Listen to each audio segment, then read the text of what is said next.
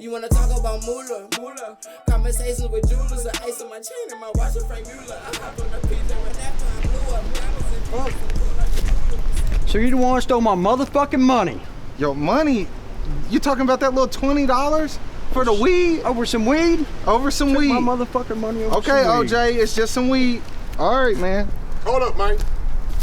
Hold up. Oh, you got David Ruffin out here too, huh? Where the You got Temptations jokes, at? huh? You got jokes, I know huh? y'all really not about to kill this man over no weed.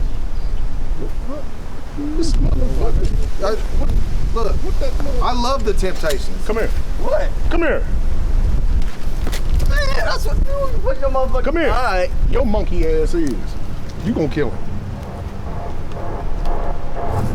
$20 in weed. Or I'm gonna pop your ass. Don't look at me. You look at him.